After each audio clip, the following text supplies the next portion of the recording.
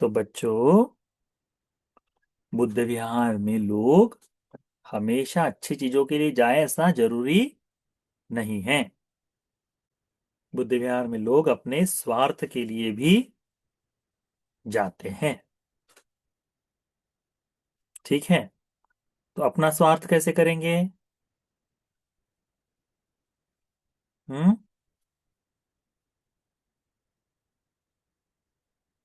तो केवल वहां जाकर एक तो किसी वस्तु अपना अपना अपनी अपनी पब्लिसिटी के लिए जाते हैं कुछ लोग, है ना। तो कुछ लोग वहां पे चोरी करने के लिए जाते हैं। ऐसा है ना। हाँ, चोरी भी करते हैं लोग, पता है आपको? नहीं। हाँ। तो कुछ लोग विहार में चोरी करने के लिए भी जाते हैं। तो कुछ लोग मेरा नाम हो, मेरी पब्लिसिटी हो, इसके लिए भी जाते हैं।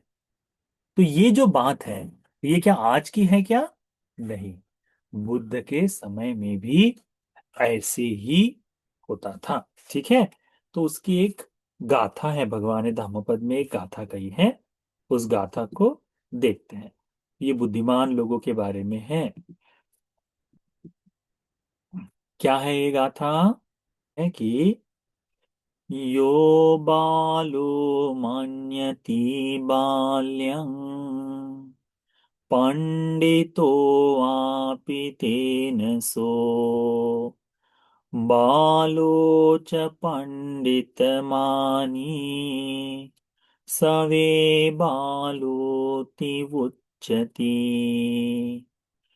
यो बालो मन्यति बाल्यं पंडितो वापि तेन सो बालो च पंडितमानी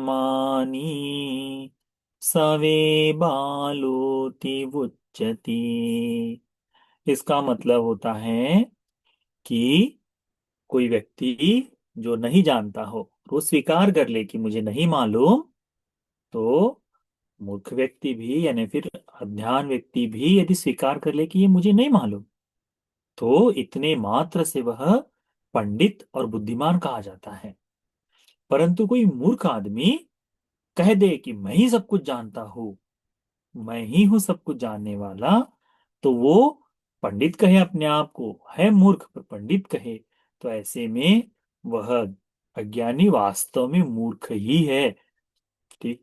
ठीक है, उसको पंडित नहीं कहा जाएगा। तो इस बात को भगवान ने क्यों बताया है? तो ये कहानी है गंठी भेदक चोर की। किसकी कहानी है ये? गंठी भेदक। ठीक है। गंठी भेदक का मतलब होता है, घंटी यानी आप लोगों ने देखा होगा, तुम्हारी दादी है क्या अभी? दादी और नानी है? सबकी होगी, नहीं होगी किसी की। तो तुमको पता होगा, तुम्हारे मम्मी पापा को पता होगा, पुराने समय में ऐसे सिक्के जो होते हैं ना, ऐसे छोटे छोटे सिक्के, है ना, 1 रुपया 2 रुपया ऐसे सिक्के, नानी कहाँ बांध के रखती थी? पल्लू में बांध के रखती थी। उनका जो पल्लू होता है ना, तो पल्लू के एक कोने पर बांध के रखा जाता था। और जब भी बच्चों को कुछ चाहिए हो, तो क्या करते थे? उसमें से खोल कर ऐसे से एक एक एक एक करके देख के उसमें से एक सिक्का उठाकर, हाँ जा कुछ खा के आ करके बोलते थे। पता है तुमको? हाँ। तुमको नहीं पता होगा, तुम्हारे मम्मी पापा को ज्यादा पता होगा। अभी जो है दादी माँ, अभी तो पल्लू भी नहीं है दादू दादी को, नानी को भी नहीं, दादी को भी नहीं, है ना। अभी मॉडर्न हो गए लोग, तो नहीं रखते, अभी बटुआ रखते हैं, बटुआ, है ना, पर्स रखते हैं, पर्स।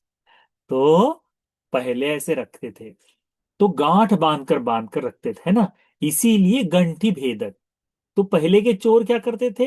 अभी पल्लू है ना, अब कभी हाथ में रहे या कभी बाजू में रहे, तो धीरे से जाकर, जैसे आजकल कैसे पैकेट पॉकेट मार होते हैं, वो चुरपट से चुरा रहे थे, वैसे ही उस गांठ को खोलकर उसमें जो कुछ है, तो कभी कभी कान की बाली होती थी किसी की, है ना, अब भारी हो गई या कहीं अटक रही है, तो पट से निकाल दिए, उसमें गांठ बांध दिए, तो कहीं गिरेगी नहीं। ऐसा होता था। तो कभी सोने के सिक्के हो जाते थे, तो भगवान के समय की बात है, तो उसमें बांध के रखते थे। तो उस गांठ को छोड़कर चोरी करने वाला गंठी भेदक चोर बत्थो। तो ये जो कहानी आज जो बता रहे हैं वो इस तरह से चोर की है।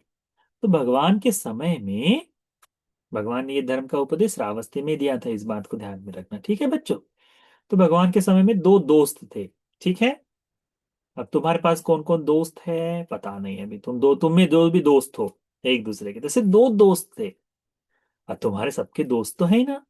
हाँ। तो ये दो दोस्त हमेशा देखते थे कि अच्छा ये श्रद्धालु लोग जेतवन में जाते हैं, धर्म सुनने के लिए जाते हैं। तो दोनों ने सोचा कि क्यों ना हम भी चले। दोनों ने सोचा हम भी चले।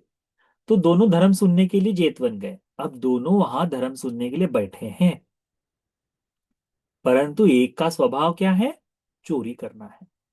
उसने देखा, अरे बाकी सब जगह तो लोग अपने पॉकेट जो है, बटुआ जो है या फिर वो जो थैली जो है वो छुपा के रखते हैं, यहाँ तो कोई टेंशन ही नहीं लेता। तो उसने क्या किया, जेतवन में जाकर दूसरों के वो जो है ना गंठी को टटोला, देखा अच्छा इसमें सोना है, तो धीरे से चुपके से निकाल कर अपने पास रख दिया। तो बुद्ध विहार में चोरी करने के लिए भी लोग जाते हैं। मंदिरों में चोर जाते हैं कि नहीं, देखा ना तुमने। हाँ, तो चोर करने वाले अब दो तरह के चोर होते हैं। एक तो मंदिर में खास आगे बैठा हुआ चोर है, तो सबको बोलता है कि आ जाओ मुझे दो, वो एक चोर हो जाता है यदि उसका चित्त वैसा है तो। और दूसरा कि जो लोग आने वाले लोगों के बटुए मार लेते हैं या कुछ चोरी कर लेते हैं वो। अब ये जो दूसरा दोस्त है इसने चोरी कर ली।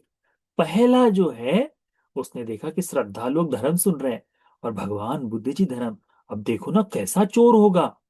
भगवान के सामने भगवान बैठे धर्म बता रहे और ये चोरी कर रहा है, ठीक है। तो हुआ ये कि उसने पहले ने बिल्कुल ध्यान देकर भगवान की पूरी बात सुनी। अब पूरी बात सुन रहा है। अब भगवान बता रहे, क्या बताते हैं भगवान, भगवान बताते हैं दान के बारे में बताते हैं, दान कथा, ठीक है।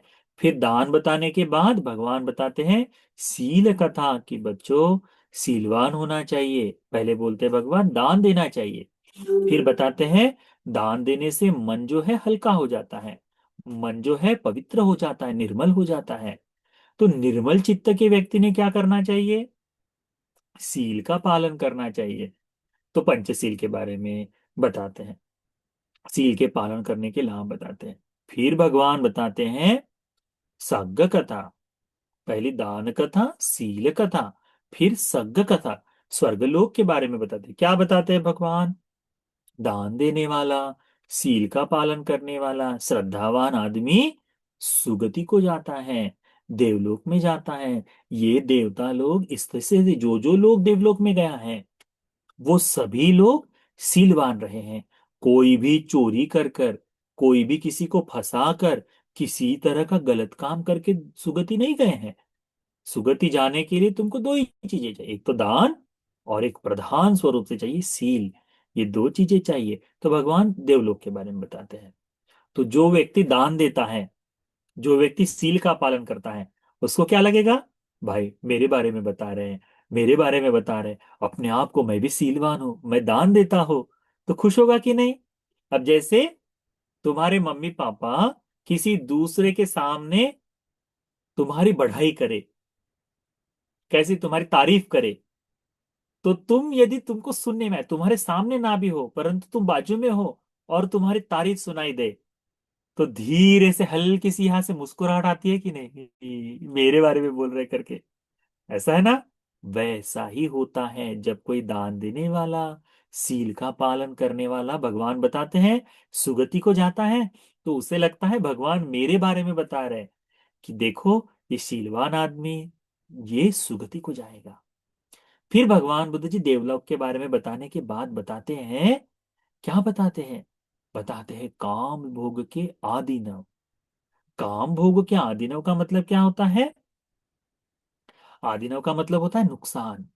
तो यदि व्यक्ति इच्छा करे, यदि व्यक्ति किसी चीज को पाने की तमन्ना रखे अपने जीवन में, केवल ये चाहिए वो चाहिए वो चाहिए ऐसा रोते रहे, तो इच्छाएं है ना, इच्छाएं कभी भरती है क्या, कभी नहीं भरती। अब जैसे तुम में से किसी को केक खाना पसंद हो, केक पसंद है किसी को, तो अभी तो मम्मी पूरा केक नहीं ला सकती, तो छोटी छोटी पेस्ट्रीज लेकर आते हैं। ठीक है।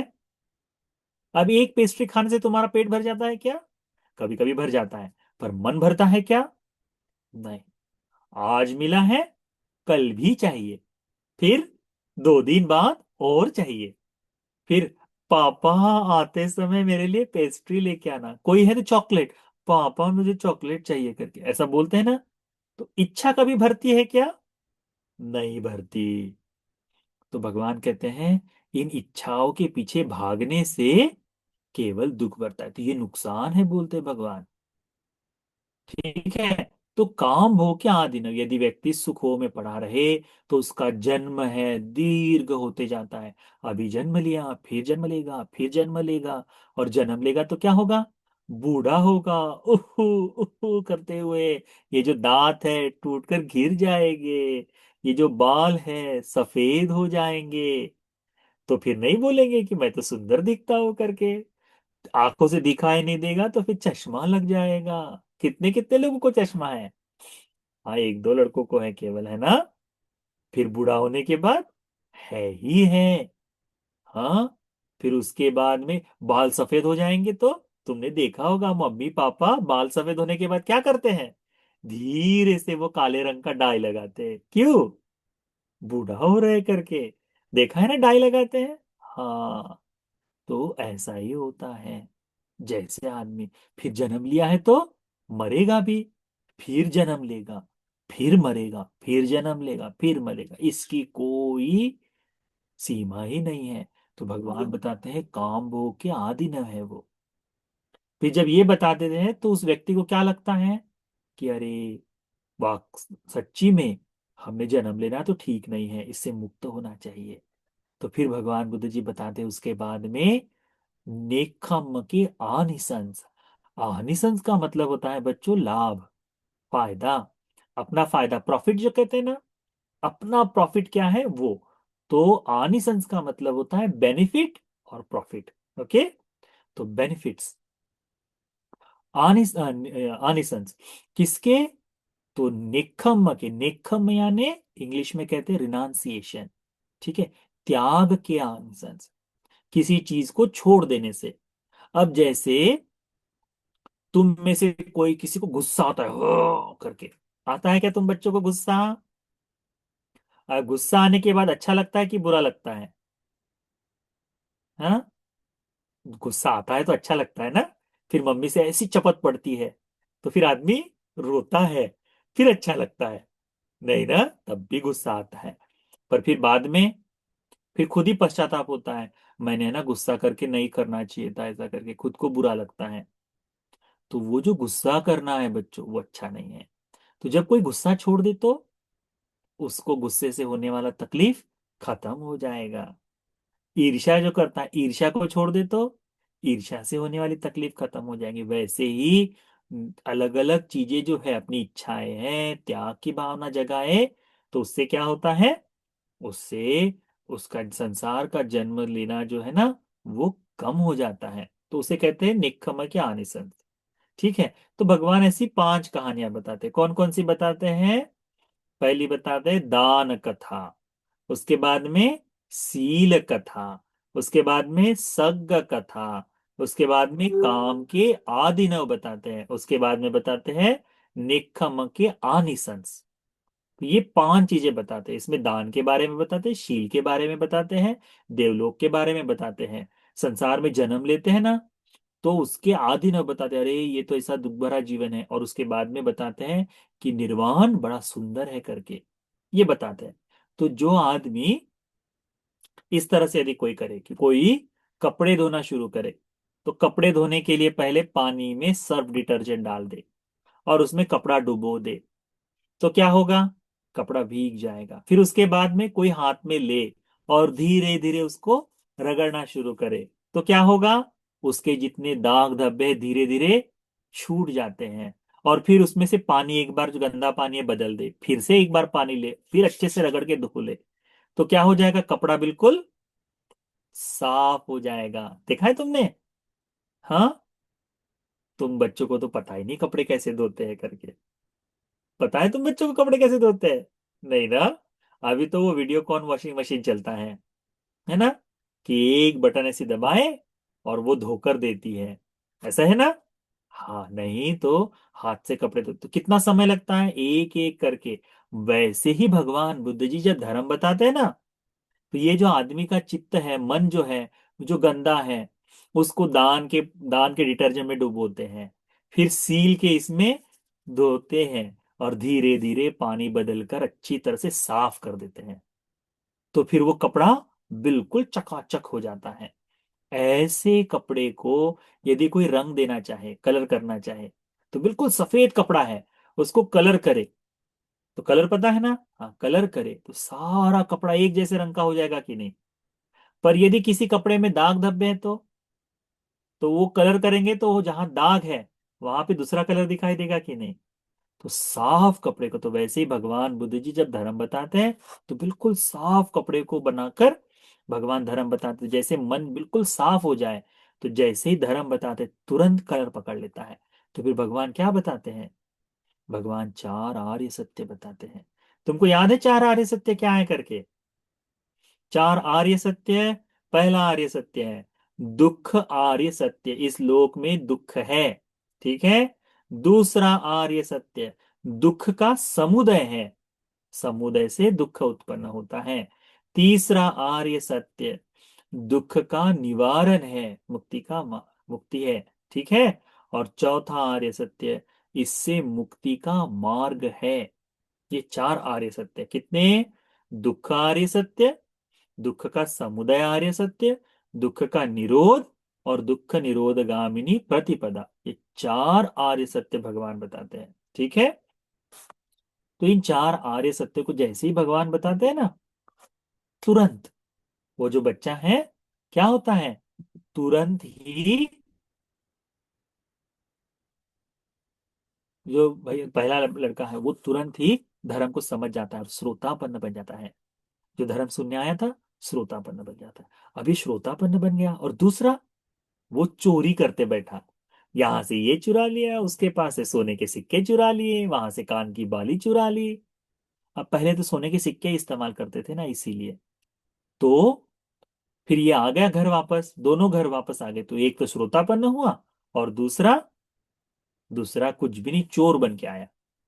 आने के बाद जिसने चोरी की थी उसने क्या किया, अपने घर में मस्त टेस्टी खाना बनाया। क्यों? चोरी का पैसा है ना, तो खाना बनाया बढ़िया से।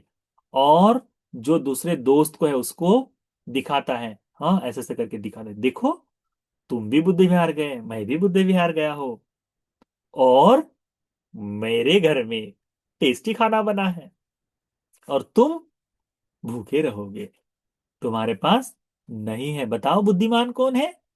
मैं बुद्धिमान हूं करके बोलने लगा। मैं बुद्धिमान हूं क्यों? क्योंकि मैंने बुद्ध विहार जाके वहां जाकर क्या किया है, धन की व्यवस्था की है, चोरी करके धन की व्यवस्था की है। तुमको कुछ नहीं मिला, तुम तो खाली हाथ आए हो करके, ऐसा बताते हैं। तो ये बात सुन के जो पहला है, जो धर्म सुनकर श्रोतापन्न हुआ, उसको लगता है कि भगवान को जाकर बोलना चाहिए। भगवान बुद्ध जी के पास जाता है फिर से बाद में, और भगवान को कहता है, भगवान ये मेरा मित्र ऐसा कर रहा है। तब भगवान ये बोलते हैं, क्या बोलते हैं, यो बालो मन्यति बाल्यं पंडितो वापि तेन सो बालो च पंडितमाने सवे बालोति उच्यते। ये बताते हैं भगवान बुद्ध जी। अब जब ये बता दिए भगवान ने, तो तुरंत क्या होता है, वह समझ जाता है कि भगवान मुझे पंडित बता रहे हैं। अब ये जो चोरी किया है, कितने जन्मों तक चोरी करते रहेगा, कितने जन्मों तक पाप भोगेगा, कितने जन्मों तक दुख भोगेगा, उसकी कोई सीमा है? नहीं, कंटिन्यू में दुख भोगते जाएगा। पर जो श्रोतापन्न हो गया वो जीवन मुक्त हो जाएगा, सारे दुखों को दूर कर देगा। तो जो दुख भोगते रहेगा लंबे समय तक वो ज्यादा अच्छा है, कि जो अपना दुख खत्म कर देगा वो अच्छा है? जो दुख खत्म कर देगा वो अच्छा है। इसीलिए भगवान ने उसे कहा पंडित है करके। तो जब ये होता है ना, तो वो जो दूसरी जो है ना, चोर जो है वो उस कारण से दुख भोगने के लिए दुख को भोगता है पश्चात काल में। और ये जो है अपने परिजनों के साथ जो भगवान को बताने जाता है ना, इसके घर वाले लोग जो हैं, इसके सुनने वाले जो लोग लोग जो है ना, ये सारे लोग श्रोतापन्न हो जाते हैं। इसको ध्यान में रखो। तो ये ग्रंथि भेद चोरवत्तु जो है ना, ग्रंथि भेदक चोरवत्तु, इसकी कहानी को अच्छे से याद रखना। ठीक है। हमको धर्म से क्या चाहिए? धर्म से धर्म धन चाहिए कि धर्म से हमको मुक्ति चाहिए? ये बात तुमको पता होनी चाहिए। धर्म का व्यापार कभी नहीं करना बच्चों। धर्म के नाम पर कभी चोरी नहीं करना। धर्म के नाम पर चोरी करने की केवल उसको मूर्ख ही कहा जाएगा। क्या करना चाहिए? अपने जीवन में दान देना चाहिए, सील का पालन करना चाहिए, सुगति के बारे में सोचना चाहिए, काम के आदि न सोचना चाहिए, और नैष्क्रम्य के लाभ, इन 5 चीजों को तुम बच्चों को सीखना चाहिए। हम जैसे जैसे आगे धर्म सीखते जाएंगे ना, वैसे वैसे इन 5 चीजों के बारे में और विस्तार से बताते जाएंगे। ठीक है। तो तुमको भी धर्म से मुक्ति पानी है। तुमको इस धर्म से क्या करना है? सुख को पाना है। तुमको इस धर्म से भगवान के बताए मार्ग को बोध करने के लिए तुमने धर्म सुनना चाहिए, ना कि धन अर्जित करने के लिए। ठीक है। ठीक है। तो ये जो कहानी है, ये जो धम्मपद की गाथा और कथा है, ये संपूर्ण कथा तुम सभी को धर्म के प्रति श्रद्धा जगाने के लिए, मुक्ति के सुख को देने के लिए उपकारी हो जाए। साधु साधु साधु।